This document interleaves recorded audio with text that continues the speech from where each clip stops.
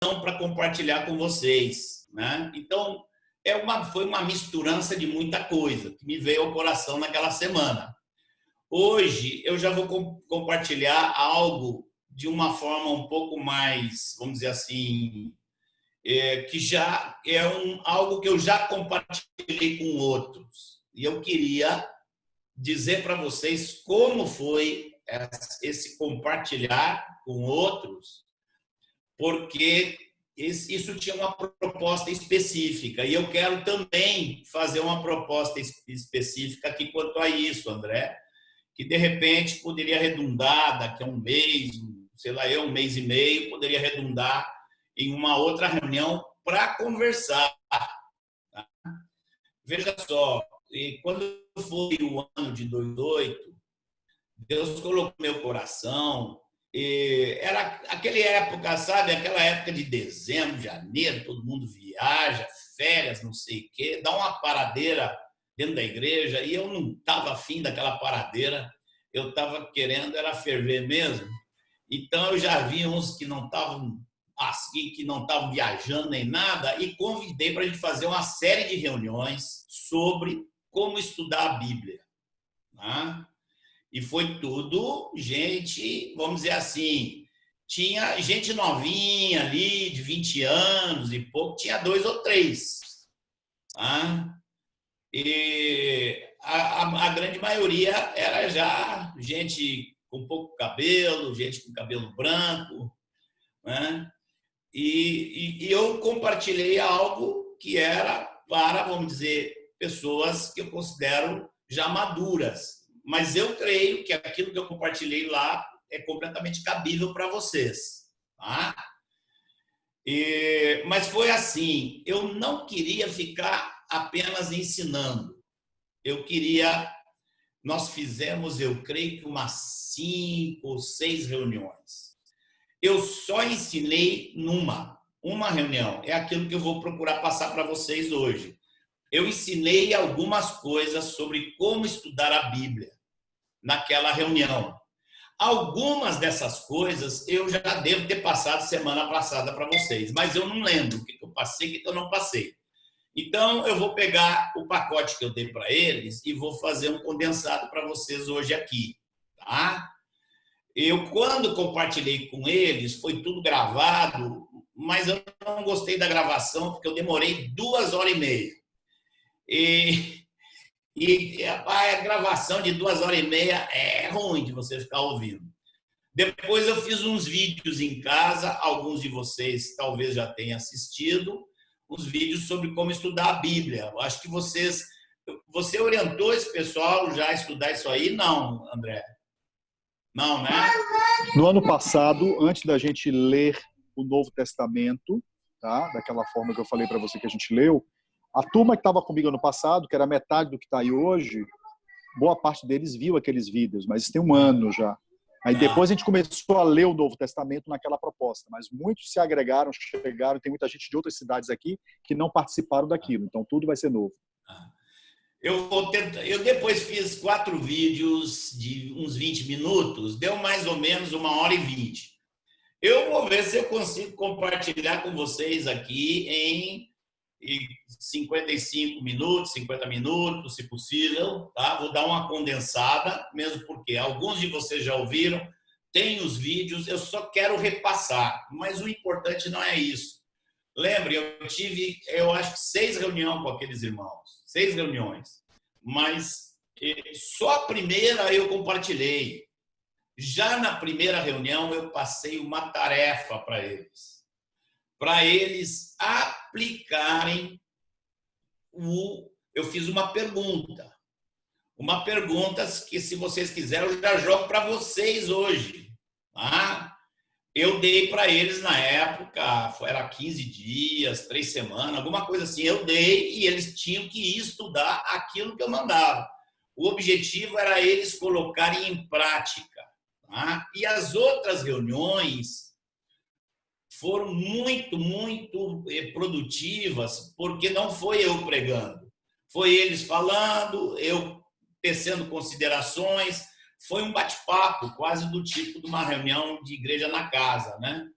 E então, assim, foi bate-papo de 2 horas, de 3 horas, eles puderam falar, aí eu complementava, eu fazia observações e eles foram, então, aprendendo a aplicar aquilo que eu tinha ensinado. E a gente fez isso com, eu acho que 3 temas. Primeiro eu mudei um tema, depois mais um mês outro tema, depois outro tema. Então foi um desafio, inclusive para gente grande aí, gente crescida. Então eu estou pensando em lançar o mesmo desafio para vocês, tá bom? Topam? E a gente pode, hoje eu lanço uma pergunta, vocês têm tempo para ficar pesquisando e quando o André me falar, a gente entra para o bate-papo. Aí, quando couber aí na agenda, eu acho que você tem uma agenda específica para essa turma, mas quando couber na agenda aí que fica propício, a gente dá prosseguimento, tá? Eu queria falar com vocês hoje de 3 coisas. Como eu já disse, vai repetir algumas, tá? Mas principalmente focando 3 pontos.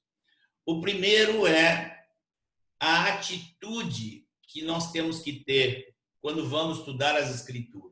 Qual é a nossa atitude de coração?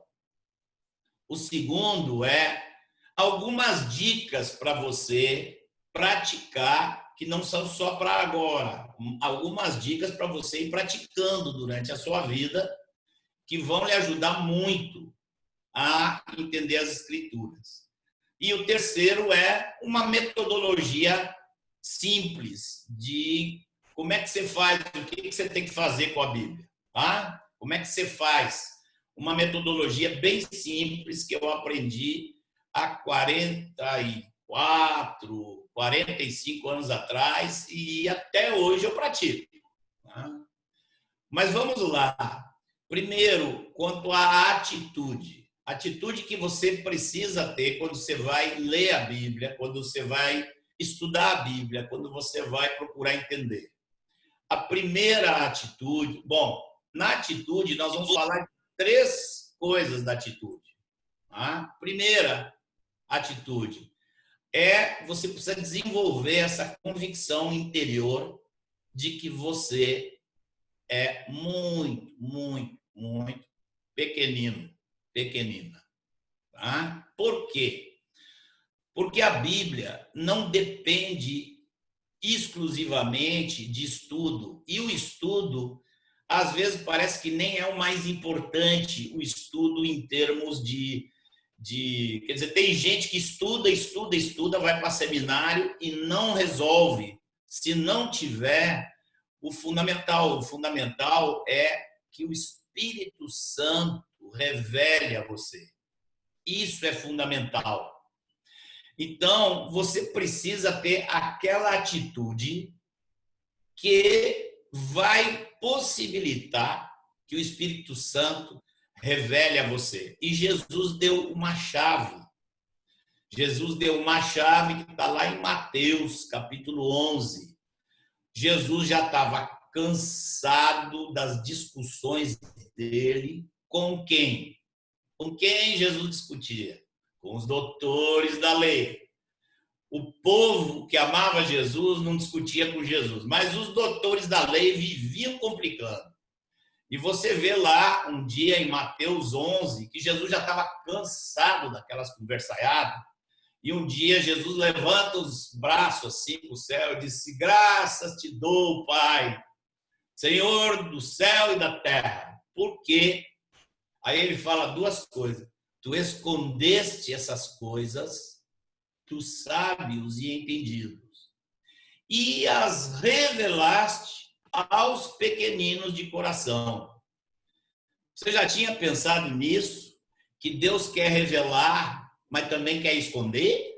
Alguma vez te ensinaram isso? Que Deus esconde? Você sabia que Deus esconde a verdade? Deus esconde a verdade do sabichão, daquele que, eu estudei, Deus diz assim, não vou falar contigo, não. Assim eram os fariseus, assim eram os doutores da lei que vinham conversar com Jesus. E Jesus deu graças ao Pai que o Pai escondia deles a verdade. Tem que pensar nisso. E qual é a chave que Jesus deu? Se revelaste aos pequeninos. E o que é um pequenino? É muito, muito simples. Muito simples. Um pequenino é aquele que sabe que não sabe nada. Aquele que sabe que a inteligência dele não é suficiente. Ele sabe que os esforços dele não vão ser suficientes. Ele sabe que se ele quiser entender a Bíblia, ele precisa que Deus faça algo. Ele precisa. Quando ele vai ler a Bíblia, ele chega lá e diz: Deus, se tu não fizer nada aqui, eu não vou entender nada. Tá? Então, ele se torna um pequenino diante de Deus. Não confundam. Apesar de que muitos seguidores de Jesus eram incultos, tá? E entendiam a verdade porque eram pequeninos, quantos ali eram pescadores. Vocês já pensaram nisso também? Que as colunas da igreja de Jesus eram pescadores. Já pensaram nisso? Quando eu vim morar em Salvador, um dos irmãos que me instruía me disse: Marcos, você está disposto a fazer discípulos e estabelecer uma igreja cujos pilares da igreja sejam os pescadores de Salvador?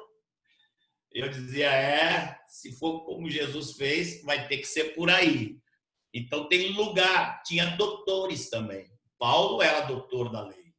O doutor da lei não está impedido, desde que ele tenha uma atitude de pequenino. Então, ser pequenino não é ser inculto.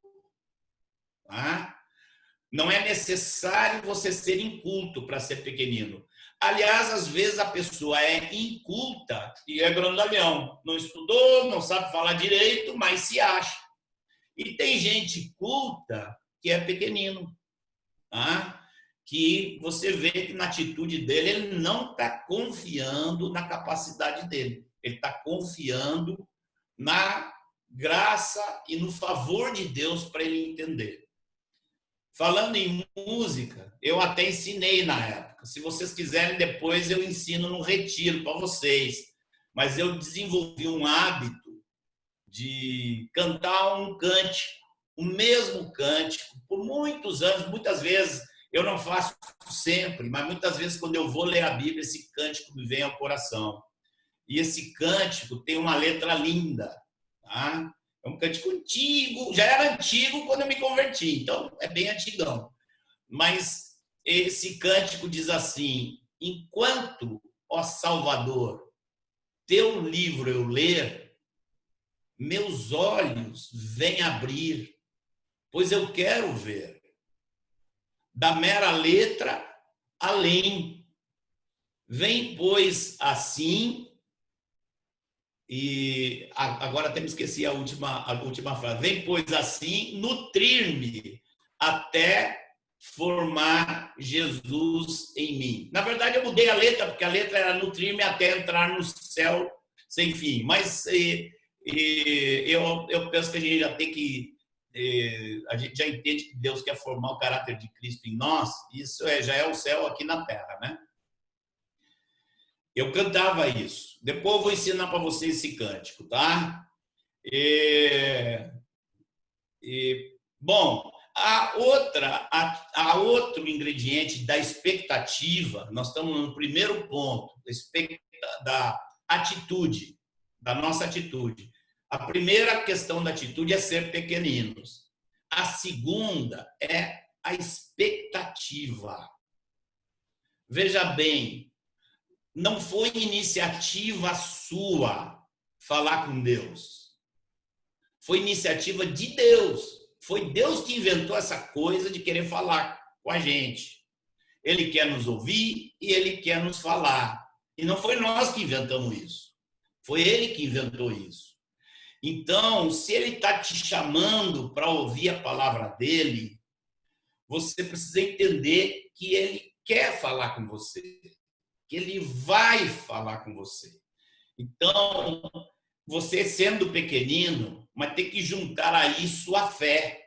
Você tem que ter a confiança de que na medida que você for penetrando mais na Bíblia, você vai ouvir Deus. Deus vai falar com você. É um desenvolvimento de uma capacidade de ouvir Deus. Isso vai acontecendo. Quanto mais você pratica, isso vai desenvolvendo na sua vida. Eu, quando me converti, achava estranho. O pessoal dizia, não, porque eu vi aqui, Deus falou no meu coração. E eu dizia, que Deus, como é que é esse Deus? Como é que é esse negócio de Deus falar, né? Eu ficava... né? Depois você vai vendo que Deus fala de várias maneiras, Deus fala por meio do Espírito Santo, Deus fala conosco através do corpo, mas Deus fala basicamente através das Escrituras. Quem conhece as Escrituras começa a discernir a voz de Deus. Inclusive sabe, quando alguém começa a falar, essa pessoa começa a saber quem é que está falando da parte de Deus, quem é que não está falando da parte de Deus. Tá? Então, você vai com expectativa. A palavra de Deus, diz o escritor aos Hebreus, que a palavra de Deus é viva e eficaz. Tá? Ou seja, ela tem esse poder de entrar em você, que ela penetra em você. Tá? Anotem aí o versículo, a passagem de Hebreus 4:12. E depois leiam lá, Hebreus 4:12. E se vocês não entenderem tudo que está escrito em Hebreus 4:12, vocês vão aplicar alguma das dicas que eu vou dar hoje. E se vocês não entenderem, vocês vão perguntar para o tio André, e aí ele responde para vocês, tá bom? E as atitudes. Ser pequenino, ter expectativa, que é ter fé, e a motivação. Com que motivo, com que alvo você tem? Se você já é pequenino, você já não tem o alvo de ser sabichão. Você já não tem o alvo de querer estudar a Bíblia para poder mostrar que sabe Bíblia, né? Embora todo mundo vai ver. Se você entender Bíblia, todo mundo vai ver. Se você não entender, todo mundo vai ver também. Mas a motivação não vai ser essa. A motivação também é tríplice. Hoje nós estamos no dia do 3, né? Tem 3, o primeiro tem 3 e o terceiro dos 3 é 3. E eu vou dizer rapidinho para vocês. Motivação, conhecer Deus.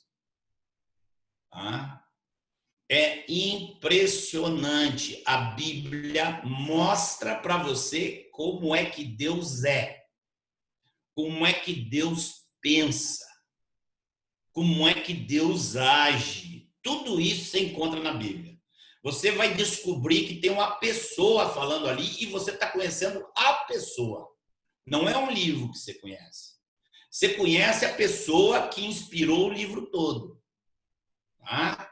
E teu objetivo maior é esse. Saber quem é ele, como é que ele pensa, o que ele diz. Tá? Outro dia eu ouvi um irmão falando algo que eu nunca tinha ouvido na minha vida. Nunca tinha ouvido. Né? Eu conhecia um pouco das teologia sistemática. Aí teologia sistemática diz que Deus é onipresente, é onisciente, onipotente. Essas 3 palavras são muito usadas, mas não estão na Bíblia, né? Esse irmão disse assim, olha, Deus é previsível. Eu digo, como? Nunca tinha pensado nisso. Ele disse, Deus é previsível. Ele diz, se você fizer assim, eu vou fazer assim, assim, assim. Se você fizer assim, eu vou fazer assim, assim, assim. Então, alguns tomam surpresa com algumas coisas de Deus, mas é porque não conhece Deus. Quando você conhece Deus, você sabe, se eu fizer assim, ele vai dar um sorriso. Se eu fizer assim, ele vai coçar o nariz. Se eu fizer assim, ele vai coçar a cabeça. E Deus é assim, você sabe. Se ele fizer assim, é porque ele está tentando ter uma paciência imensa comigo. Se ele fizer assim, aí se eu vou lá e baixar a cabeça, me arrepender, ele vai dizer, ah, vem cá, me dá um abraço. Você sabe como é que Deus vai fazer sempre, porque ele é previsível, tá? Então, sua motivação, conhecer a Deus, agradar a Deus, né? Você quer conhecê-lo para quê? Para que você quer conhecê-lo? Eu vou dizer para vocês o que eu considero o maior presente que alguém pode receber. É o que eu peço para Deus. Eu peço isso, eu choro, eu espero por isso. Eu quero, quando chegar lá em cima, eu só quero um sorriso. Se tiver um sorriso para mim, um abraço, para mim, deu. Eu posso ficar o resto da eternidade toda só com esse sorriso, eu já estou feliz. Tá? Então, isso o Espírito Santo vai gerar em você. Você vai conhecer Deus e você vai começar a ver que não é por medo. O medo também é bom. O medo não é ruim, viu? O medo na Bíblia se chama temor. Temor é bom, não é ruim, tá? Mas você vai descobrir, daqui a pouco você está fazendo as coisas, já não é porque o que você teme é desagradar seu pai. Você sabe que ele é seu amigo, que ele gosta de você, que ele quer estar com você, e você teme desagradá-lo. Não por medo de um castigo, é porque no seu coração está um negócio assim, que você quer ver ele feliz.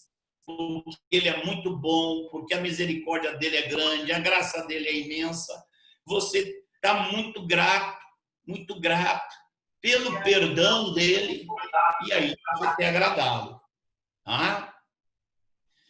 E tem mais uma terceira motivação que tem que incluir aí. Ei! Olha lá!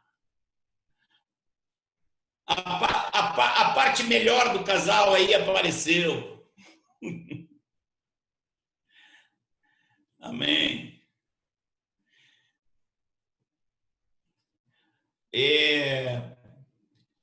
Então, ser pequenino, ter expectativa e ter a motivação certa. A motivação certa, conhecer a Deus, agradar a Deus e ensinar outros.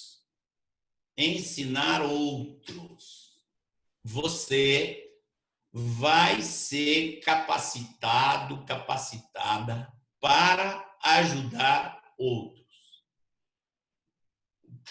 O meu discipulador lá em Porto Alegre, logo que eu me converti, ele mandou a gente fazer uns estudos, né? Aí a gente tinha que estudar Romanos, o livro de Romanos. Eu acho, não sei se eu contei isso para vocês na outro dia, mas ele, quando queria estudar um livro com a gente, ele mandava ler 50 vezes o livro. Aí ele nos convenceu que o livro de Romanos era o livro mais importante para entender. Aí a gente perguntou, sim, quando é que a gente vai estudar? Depois que vocês lerem 50 vezes. Então, nós pedimos para ele 50 dias, e daí tivemos cada dia ler uma vez Romanos. Aí ele botou depois a gente para ensinar. Cada um tinha que ensinar o capítulo no grupo. E depois que a gente ensinou, ele deu uma risada, coçou a cabeça e disse assim, ih, eu tenho que transformar vocês em mestres. E ria. Ou seja, a gente não sabia era falar nada, né? Então, eu disse, segue aí. Aí ele seguiu e a gente aprendeu. Um dos discípulos era Mário também, né? Então, Deus vai querer fazer isso. Ele vai estar dando para você, mas esperando que você dê para outros. É uma das formas de agradar a Ele. É abençoar a outros com aquilo que Deus tem nos abençoado. E eu creio aqui que muitos de vocês, se não todos, vão ser bênção para outros. Amém? Vocês vão fazer discípulo, vocês vão aconselhar pessoas, vocês vão consolar pessoas, vocês vão fazer muita coisa no futuro com aquilo que Deus está dando para vocês hoje. Tá? Pergunta aí para o André. Lá, não sei quantas décadas atrás, tipo umas umas 8, 100 décadas. Quantas décadas você tem, André? Você tem 10 décadas já? Não. Você é mais novo que eu, né? De idade, 49. De reino, 32. De reino, 32. Pergunta para o André se há 30 anos atrás ele pensava que um dia ia estar ajudando vocês, ensinando vocês. Ele não pensava nada disso. Eu só estou querendo avisar vocês que Deus vai levar vocês nisso aí. E a gente pode ter aí no meio dessa gurizada aí alguns pastores aí, né, André? O que você acha? Uma turma aí. Tenho orado por isso e tenho animado nisso. De serem discipuladores, fazerem discípulos. Quase todos são batizados já, a grande maioria batizados. Alguns já estão fazendo discípulos. Tenho animado alguns deles, homens, tenho chamado para junto, para formar, para serem líderes. Tenho estimulado esse exercício de liderança aqui no grupo. E minha expectativa para eles é alta, orando para que eles, alguns deles peguem esse bastão que a gente vai passar para eles. Amém. Amém. Então, a primeira coisa foi a atitude. Ser pequenino. Estou botando minhas notas aqui, não estão parando aqui. Agora parou. Então, deixa eu ver quanto é que eu tenho ainda aqui. Já foi um terço. Preciso mais uma hora, mas vamos ver se a gente em meia hora dá os 2 terços. Fique tranquilo, Marcão. Fique tranquilo com o tempo. O que eu vou compartilhar agora tem algumas semelhanças, talvez, com o que eu falei já 15 dias atrás, tá? Então, ser pequenino, ter expectativa e ter a motivação correta, tá bom? Motivação correta, conhecer a Deus, agradar a Deus e ensinar a outros. Vamos lá, segunda coisa, algumas dicas. Eu acho que eu já dei para vocês algumas dicas. Eu não me lembro 4, mas eu quero dizer só 2 dicas aqui. Uma já está dada, vocês já praticaram. Eu só quero repetir. Conheça a Bíblia como um todo. Isso é importante. Vocês estão começando, vocês têm toda uma carreira pela frente, vocês têm anos pela frente. Então, vocês podem ver daqui 2, 3, 4 anos a diferença se vocês estiverem investindo agora. Eu acho que eu falei aqui como é que eu fazia, né? Eu lia o Novo Testamento uma vez por mês e lia o Velho Testamento a cada 6 meses, né? Então, o Novo Testamento eram 5 folhas e o Velho Testamento eram 3 folhas por dia. Então, no fim do ano, eu teria lido 12 vezes o Novo Testamento e 2 vezes o Velho Testamento. Eu me arrependo hoje de não ter lido mais o Velho Testamento. Hoje que eu estou percebendo que eu sou bem fraquinho com o Velho Testamento, comparando com o Novo. Mas aí eu estou lendo muito mais, estou estudando o Velho e estou muito feliz de estar entendendo melhor o Velho Testamento. Mas lembrem, um aspecto é conhecer a Bíblia como um todo. Vai ser muito importante na trajetória de vocês. Uma segunda coisa que eu acho que eu não lembro se eu dei essa dica 15 dias atrás, é você tomar notas. Eu dei essa dica, não? Tomar notas. Olha, algum de vocês não viu. Deixa eu mostrar para vocês aqui. Oi. Você já viu todo mundo agora que eu estou de bermuda, né? Botei uma camisinha arrumada para estar com vocês e fiquei com uma bermuda de trabalhar no jardim. Olha, a primeira vez numa live, no encontro, que Marcos abre aquele armário ali atrás. Só com a gente ele teve essa liberdade de mostrar aquele armário ali dentro. Rapaz, o que tem de velharia ali. Olha aqui, ó. Isso aqui é uma das Bíblias que eu tive. Olha como tá, coitadinha. Olha aqui, ó. E não é de ler, é de anotar. Essa aqui é outra. Olha, coitada, como é que ficou. Olha, fica as folhas. Olha como é que fica isso aqui. Olha aí. Toda espatifada. Essa aqui é outra, ó. Olha aqui como é que tá, coitado. E eu tô com uma outra Bíblia aqui, que eu ganhei, que bom, essa Bíblia aqui já está espatifando toda. Uma Bíblia que eu estou há 4 anos com ela, que eu pensei que ia durar o resto da minha vida. Já estou apavorado que ela já tá soltando. Mas veja só, é para mostrar para você o seguinte: notas, notas. Assim, você está lendo o Novo Testamento, tá? Aí você lê uma vez, lê duas. Na terceira vez que você está lendo o Novo Testamento, você vai estar lendo Colossenses. Você vai lembrar, peraí, Paulo disse uma coisa bem parecida aqui lá em Efésios. Aí você para a leitura, vai lá em Efésios, procura, você acha. Aí você pega lá e escreve na margem da sua Bíblia a referência do texto de Colossenses que você está lendo. Aí você volta lá em Colossenses, escreve na margem de sua Bíblia a referência do texto de Efésios que você está lendo. Isso vai montando na sua cabeça uma familiaridade com a Bíblia que você não vai ter se você não fizer assim. Hoje é mais difícil porque ninguém gosta mais de usar coisa física. Ah, eu não vou me meter a dar uma regra. Eu tentei usar Bíblia de aparelho eletrônico. Eu pegava, tinha um iPad, aí eu tinha lá a Bíblia do Olive Tree no iPad. Eu peguei uma vez, levei 3 meses passando tudo que eu tenho anotado nessas Bíblias aqui, passando para dentro do iPad. Mas no fim, eu não me adaptei. Eu desisti. Por quê? Porque no iPad é tudo igual. Você vai passando assim, é tudo a mesma coisa. Mas aqui com o livro físico, na medida que eu ia anotando, que eu ia colorindo, se você ver minha Bíblia aqui, eu estudo um capítulo lá, ele fica um arco-íris, todo enfeitado, porque eu vou pegando cor, mas só que aquilo, depois, quando eu leio, ajuda uma coisa chamada memória fotográfica, tá?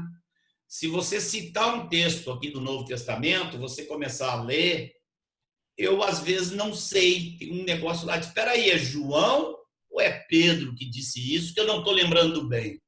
Só que aí eu lembro, não, esse negócio aqui está aqui do lado esquerdo, acho que está em azul, aí eu saio catando assim lá e acho, é o que eu chamo de memória fotográfica.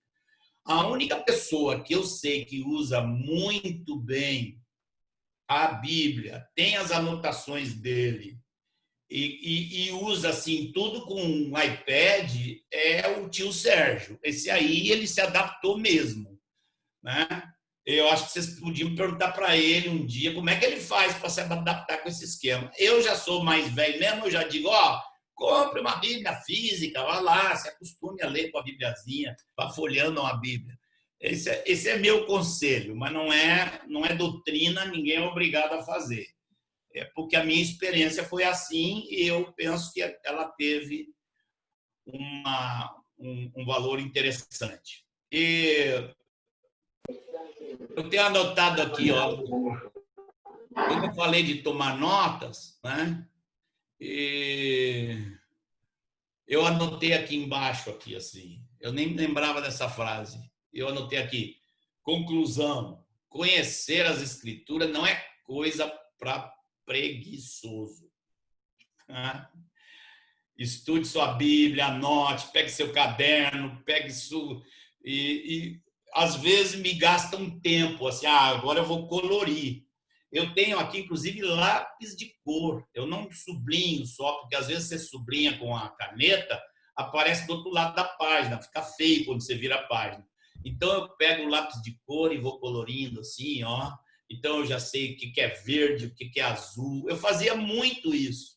Eu pegava, vou ler o Novo Testamento, vou sublinhar tudo que é sobre oração.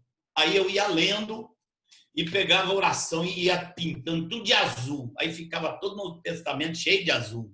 Aí eu disse, agora vou sublinhar tudo o que é o amor. Aí eu ficava lá, era verde. Aí tudo ficava cheio de verde. Daqui a pouco minha Bíblia estava um arco-íris. né?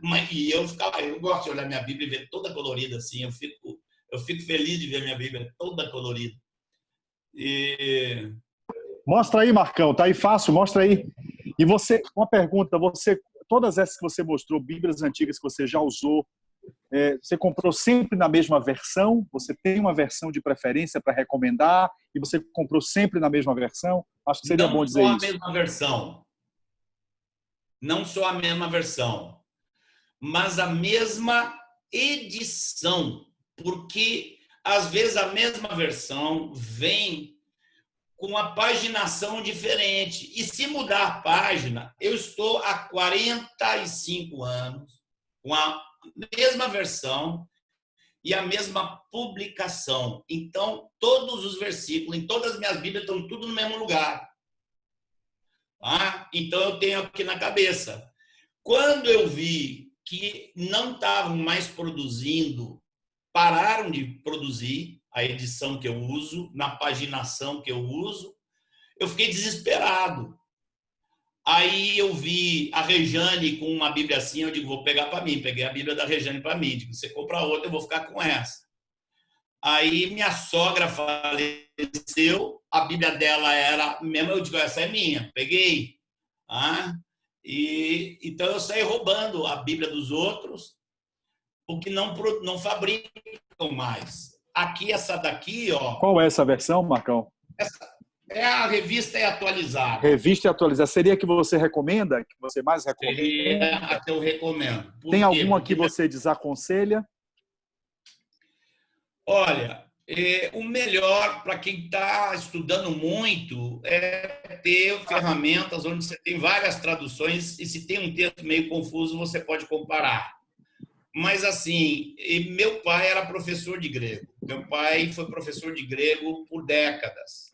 E ele dizia que a edição revista e atualizada era a melhor. Então, eu me acostumei com ela. Então, aqui, ó, caiu até água aqui na minha bibliazinha, manchou tudo aqui, ó, as canetas que tinha. Mas essa Bíblia aqui eu ganhei do Benito. O Benito sabia desse meu costume. Aí ele tinha essa bibliona grande, que é boa para quem... Você sabe como é que é um negócio lá, o doutor oftalmo, você sabe aquele negócio de vista cansada e tal. Aí ele me deu essa Bíblia com as letras maiores aqui. Aí eu pensei, rapaz, agora essa Bíblia aqui vai me durar 20 anos. Só que eu já meio que destruí o livro de Apocalipse aqui e o Velho Testamento também já está. Mas eu faço assim, ó, aqui, ó, as páginas em branco, eu vou anotando coisas. Olha aqui, eu tenho um monte de nota que eu uso aqui, que são as páginas em branco no fim. E eu tenho um cirurgião, né? O Vanê, não sei quantos de vocês conhecem o Vanê. O Vanê faz cirurgia em Bíblia. Se ela estiver destroçada, você entrega na mão dele, ele vai lá, arruma e tal. Ele bota a capa de couro nas Bíblias para mim. Mas eu mantenho a mesmíssima edição. Ninguém mais fabrica essa Bíblia, não existe. Se procurar aí, não existe. Então, eu vou ter que cuidar dessa aqui, porque essa aqui eu acho que é para o resto da minha vida. Eu estou há 4, 5 anos com ela, já está bem destruída, mas eu vou remendando ela. Eu não uso ela para assim, para estudar. Eu pego a outra para ler e tal, para folhear, para não gastar ela. E quando eu vou anotar, eu anoto nela. Cada um desenvolve suas manias aí, né? Mas tem alguma versão que você, por exemplo, na sua experiência, ou que seu pai lhe dizia, que você desaconselha? Tem alguns que são críticos da linguagem de hoje, a NVI. O que é que você acha? Alguma que você desaconselharia? Quanto mais puxa para a linguagem popular, maior é o risco de alteração. Lembrem que quem traduz a Bíblia são eruditos, são gente especialista em línguas, gente que conhece línguas antigas. Né? Não é só estudar o hebraico, o cara sabe os vários formatos de hebraico e de cada século, como é que foi a variação que teve do tempo de Jesus para o tempo de Moisés, né? Qual era Então, o sujeito ele tem profundidade, né? Então, ele é um literato. Então, quando ele traduz, vira uma literatura. Uma coisa importante para dizer para vocês é assim: o, o texto da Bíblia, ele não foi escrito de forma não é erudito. O texto, por exemplo, do Novo Testamento, o grego, era chamado de grego koiné, que era o grego mais popular, que todo mundo sabia, tá? Só que o sujeito que vai estudar, é difícil para ele transformar isso numa linguagem popular de hoje. Tá? Então, eles têm é muita pesquisa, eles trabalham em equipes. Então, quanto mais eles quiserem, por exemplo, a Bíblia na linguagem de hoje, é pura paráfrase, é tudo parafraseado. Então, aí a pessoa que está traduzindo, ela vai botar no texto muito do que está na cabeça dela, da teologia dela. Vocês querem ver um exemplo? É o exemplo que meu pai mais gostava de usar. Tá? Meu pai dizia assim, ó, por exemplo, se você for na sua Bíblia, você vai ver lá escrito assim, que Jesus, quando Maria falou com ele sobre que estava acabando o vinho na festa em Caná da Galileia, na nossa Bíblia nós vamos ler Jesus dizendo assim: mulher, que tenho eu contigo? Ah? O meu pai ficava muito bravo com isso, porque isso é uma tradução totalmente evangélica, porque o que está no texto é uma coisa que dá tanta força para Maria que os evangélicos ficam com medo dos católicos, então não colocam o que está escrito lá, tá? Porque a palavra que está traduzida para nós como mulher,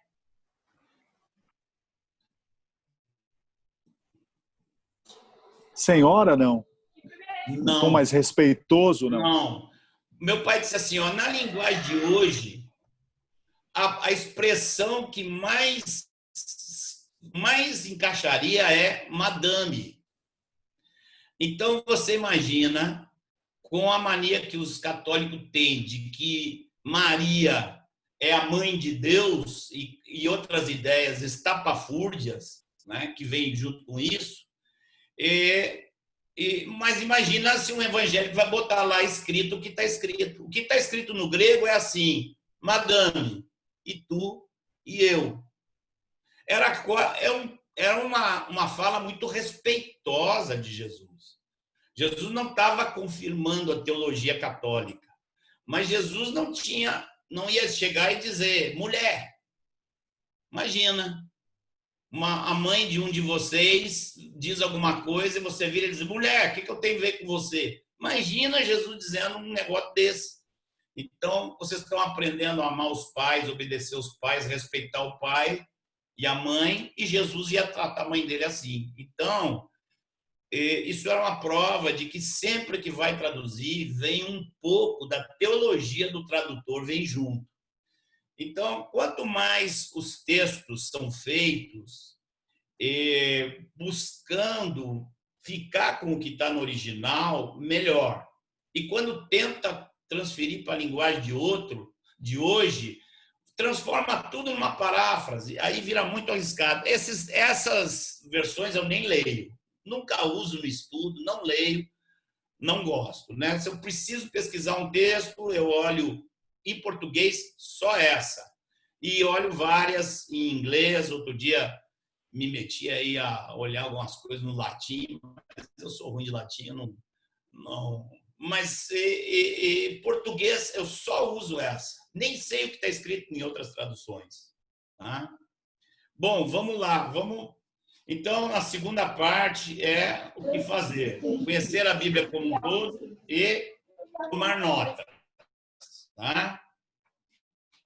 Por fim, eu queria compartilhar com vocês a questão prática de metodológica. Tá? Existe alguma metodologia? Eu nunca estudei metodologia de ensino da Bíblia. Eu nunca estudei. Eu tinha muito medo que eu fosse me envolver com coisa muito técnica, erudita, e fosse acabar com isso, dependendo menos do Espírito Santo. Então, quando um sujeito vai fazer um seminário, onde forma para pastor, tem umas cadeiras lá que tem uns nomes esquisitos, né? Uma delas é a homilética, que é a arte da pregação. Eu nunca estudei esse troço. Eu sempre fiquei com medo. Se eu estudar isso aí, eu vou querer praticar umas coisas muito humanas, muito cultural, eu vou me perder. Então, eu nunca quis estudar. Também tem uma cadeira chamada hermenêutica. Existem livros. Eu comprei livros, nunca li. Nunca li. Eu li um livro sobre hermenêutica. Hermenêutica é a arte de interpretar a Bíblia. Eu nunca li, pelo mesmo motivo. Eu li uma vez assim uma folha e meia. Achei que aquilo era estava muito humano, muito árido, não sei. Eu não gostei de não vou ler esse negócio, não. Eu vou pedir para Deus falar comigo, vou seguir esse caminho aí, porque senão eu não quero virar um erudito. Né? Mas eu aprendi uma regra. Com o meu discipulador, ele me ensinou uma regra simples, tá? Fácil demais de você memorizar. É a revista Veja em mineiro. O mineiro não diz veja, o mineiro diz olha. Olha. O-I-A. Olha. O de observação, I de interpretação e A de aplicação. Observação, interpretação e aplicação. Essa é uma regrinha simples para você usar toda vez que você for para a palavra de Deus. Tá? Eu acho que já falei bastante sobre a aplicação, porque quando eu digo que você vai querer conhecer Deus e agradar a Deus, aí você já vai estar procurando aplicar. Eu vou falar rapidinho sobre a aplicação. Interpretação, observação e interpretação, eu quero falar um pouquinho mais. Tá? Observação. A observação é o seguinte: você não pode esperar que você entenda bem o texto lendo ele rapidamente, lendo uma vez, lendo duas vezes. Você não pode esperar isso. O texto é muito rico. O texto é muito denso. Eu me lembro que a primeira vez que eu fui assim, não, agora eu vou entrar de cabeça no livro de Efésios. Isso tem uns 35 anos. Eu me lembro que eu li o primeiro versículo e fiquei tão encantado que eu não conseguia passar para o segundo. Aí eu li o primeiro de novo, li de novo, li de novo. Daqui a pouco eu digo, não é possível, eu tenho que ler o segundo. Aí eu fui para o segundo, aí eu fiz a mesma coisa. Daqui a 15 minutos eu estava chorando muito, aí eu não conseguia ir adiante, porque eu chegava no versículo 4 e digo, não, peraí, deixa eu começar com o versículo 1 de novo. A Bíblia, ela é muito... Eu acho que essa é uma palavra que vocês conhecem bem. Ela é densa. É um livro muito denso. Tá? Igual quando você toma um suco grosso, assim, que você quase não consegue, ele quase não entra na sua boca de tão grosso que ele tá. A Bíblia é assim. Tá? Então, você não pode pensar, vou ler aqui a parábola tal e vou entender. Aí você lê uma vez, duas vezes e diz, não entendi. E sai correndo atrás de alguém que te explique. Não faça isso. Se você não entendeu, é porque você é normal, tá? Se você pegar uma parábola, ler ela e já entender na primeira vez, tem alguma coisa, você é meio anjo, meio anja, você já está meio caminho do céu. Se você vai ler uma parábola e entende logo, eu não conheço ninguém que seja assim, tá?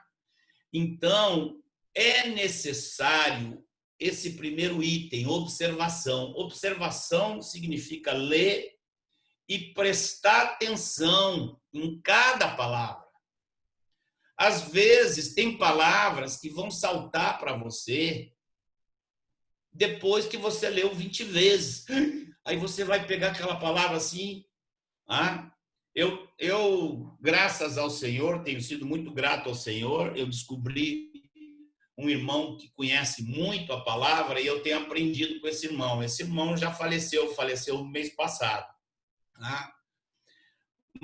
Mas eu tenho ficado impressionado que, às vezes, quando eu estou ouvindo ou lendo o que esse irmão ensinou, eu estou impressionado assim. Ele mostra um negócio, eu digo assim, mas eu tenho 45 anos com a Bíblia, já li isso aqui tantas vezes e não tinha visto isso.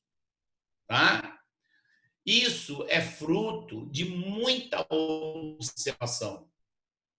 Eu tive, na semana passada, uma experiência muito preciosa com uma das irmãzinhas que eu acho que ela está aqui hoje. Eu tive uma experiência com a Isabel. Tá? Eu fiquei até com medo de contar para você essa experiência, porque a Isabel ficou entrando em contato comigo pelo Zap. Aí eu pensei assim, eu vou contar para a turma, eu vou receber 70 Zap na semana. Mas a Isabel descobriu lá meu telefone e começou a me fazer pergunta. E eu comecei a responder. Respondi uma, respondi outra. Tá? Daqui a pouco, ela veio com mais uma pergunta e o Espírito Santo de Deus colocou no meu coração assim: não dê a resposta para ela. Não responda. Aí, eu, em vez de responder, eu mandei um zap para ela. Ela veio perguntando de 2 versículos da Bíblia. Aí eu fui onde estavam os versículos, peguei o texto todo. Lembra que eu falei para vocês que o texto é entendido dentro do contexto? Lembra? Aí eu disse assim, eu vou ensinar ela a fazer isso. Eu estou contando isso para vocês porque tem que ver, é uma forma prática de fazer aquilo que eu estou procurando compartilhar com vocês. Olha o que eu disse para ela. Ela tinha pergunta que estava no versículo 26 e 27. Eu fui lá e vi que o texto todo ia do versículo 21 até o 28. Aí eu disse para ela assim, primeiro, você faça uma leitura rápida, sem se preocupar com detalhes. Depois, você faz uma segunda leitura, com mais atenção, mas ainda sem os detalhes, procurando ver o panorama todo ainda. Depois você faz uma terceira leitura. A terceira leitura não vai ser panorâmica. Você vai começar a olhar os detalhes.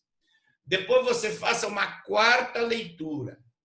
E aí eu disse assim, na quarta leitura você vai anotando o que mais vai lhe chamando a atenção.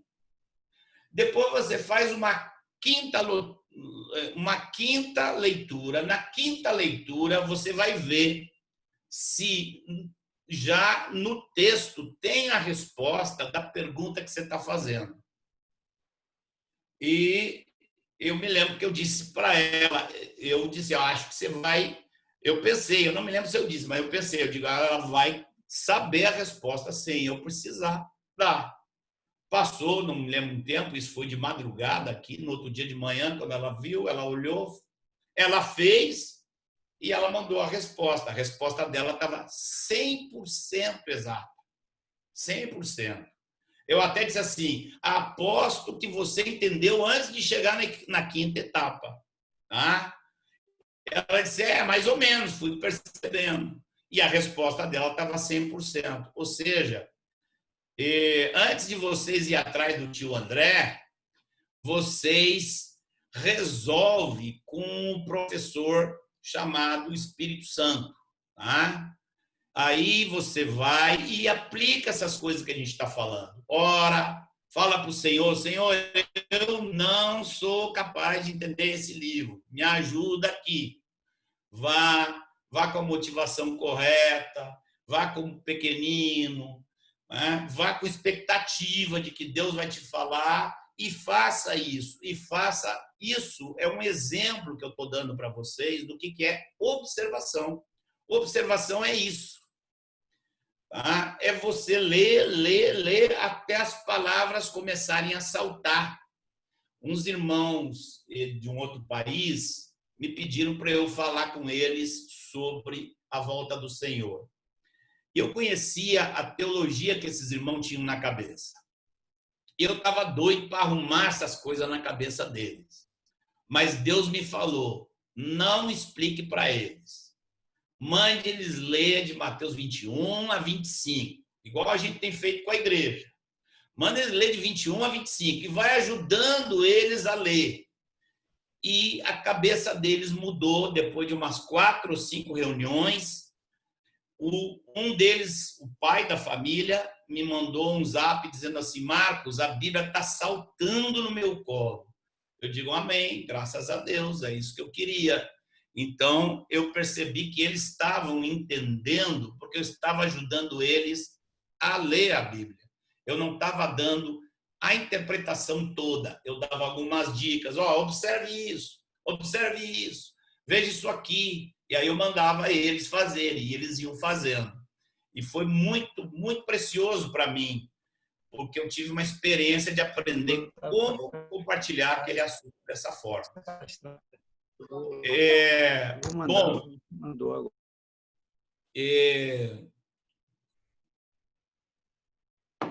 Primeiro, a observação. Nós já estamos há 15, 20 minutos falando de observação. Vamos falar rapidinho da interpretação. A interpretação, a melhor interpretação que tem é aquela que cai no seu colo. Essa é a melhor de todas.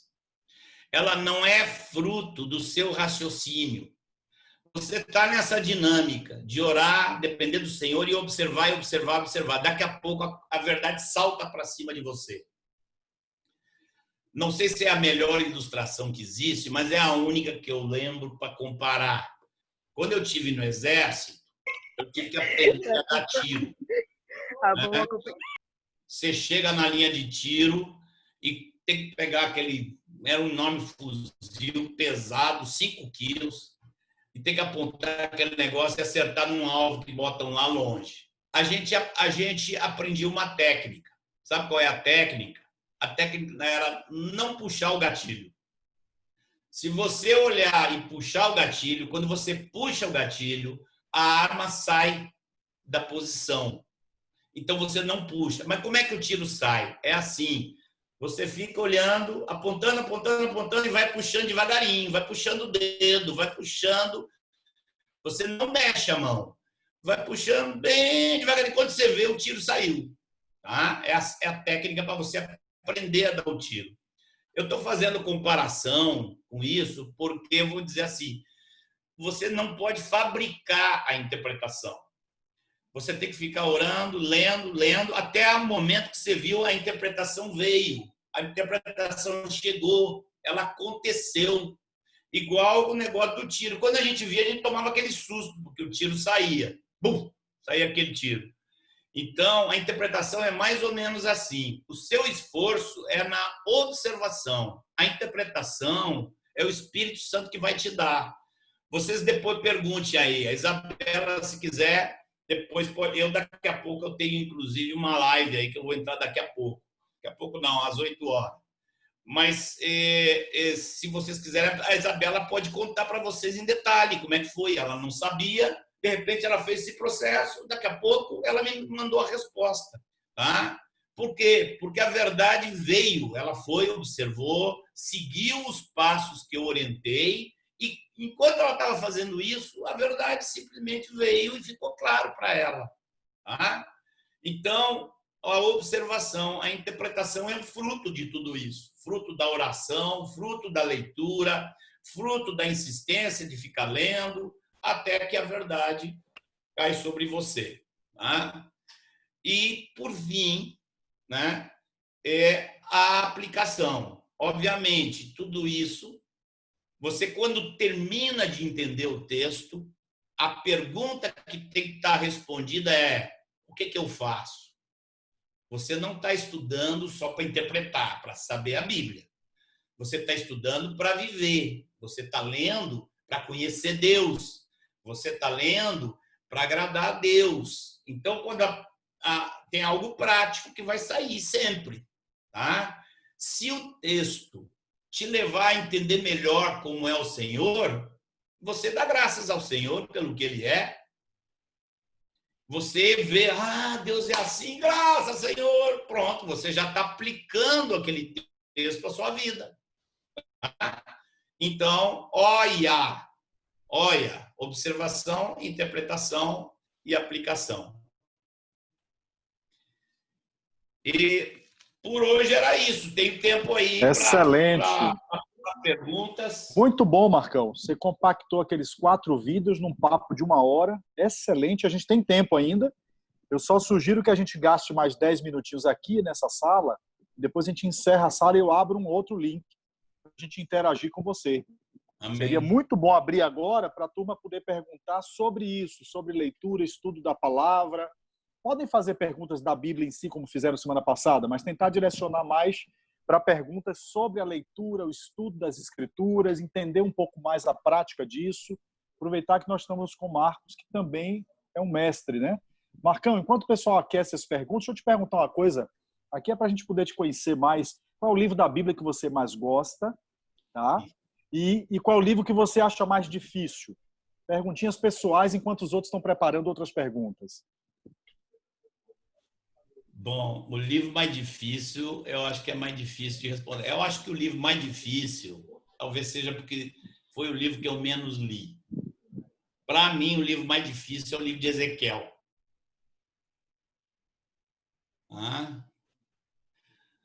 O livro que eu mais gosto, eu penso hoje mais ou menos igual o David. É o último que eu estudei. O último que eu estudei é que eu estou. Então, como os últimos livros, as últimas coisas que eu estudei nos últimos anos foi Apocalipse, foi a Volta do Senhor, o que eu mais gosto hoje é isso. Daqui a pouco Deus me chama para outra coisa, aí o que eu vou gostar é aquela coisa. É um livro absurdo. A Bíblia é um livro absurdo. É um negócio impressionante. Você já fez aqueles programas de leitura que começam em janeiro, terminam em dezembro? Você já fez alguma vez aquilo? Funcionou com você? Aquele negócio... Não, aquilo nunca para você não funcionou. Eu fiz o meu programa. Novo Testamento uma vez por mês, 5 folhas por dia. Esse outro programa aí eu acho que pode ser bom. Mas aí, depois que eu já estava cheio de Bíblia na cabeça, eu prefiro pegar uma coisa que Deus está me falando. Eu queria contar para vocês uma experiência que eu tenho, que tem a ver com isso, de ter a Bíblia na cabeça. Veja só, vocês lembram que Jesus falou: quem crer em mim, do seu interior fluirão rios de água viva? E aí ele disse, isso ele falou com respeito ao Espírito Santo, que era a experiência do Espírito Santo, a plenitude do Espírito Santo, o Espírito Santo fluindo de dentro de nós. Toda vez que você estiver compartilhando a Bíblia, toda vez que você estiver dando um testemunho de uma realidade que Deus está fazendo na sua vida, você vai começar a experimentar cada vez mais, que às vezes parece um rio que começa a sair, aquele negócio sai pela boca assim, né? Tem alguns não abrem a boca com medo de que isso não vai acontecer. O que alguns não sabem é que quando abrir a boca, esse negócio vai acontecer, né? Eu tive uma experiência, deixa eu esperar um pouquinho aqui.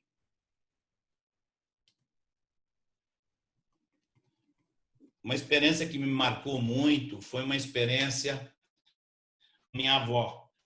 Eu tinha uma vovó que eu amava demais, respeitava demais, amava demais, respeitava demais. E ela foi quem mais me influenciou.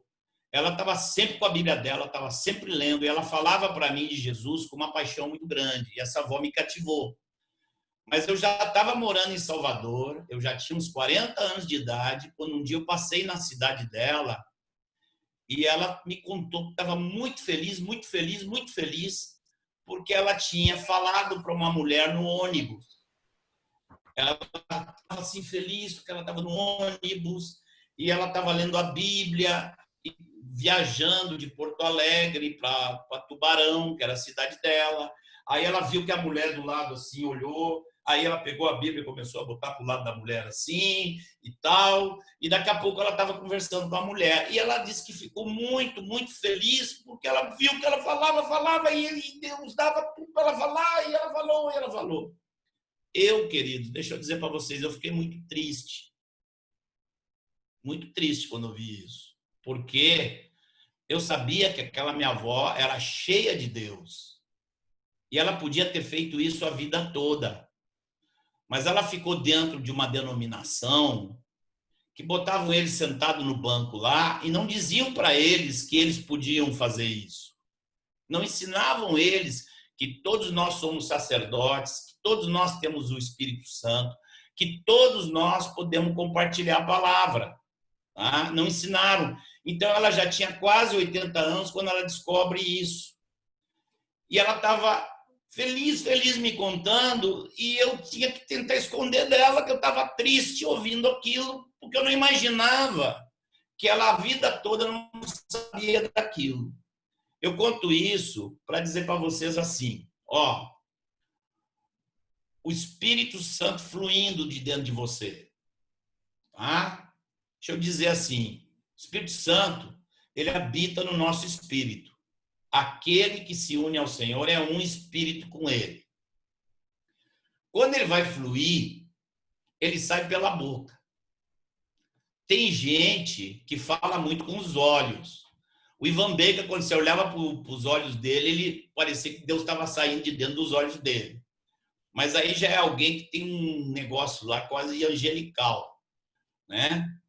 Mas a forma com que o Espírito Santo flui sempre é através da nossa boca, tá? Agora, para o Espírito Santo que está no seu coração fluir pela sua boca, ele tem que passar antes disso, sabe aonde? Na sua cabeça.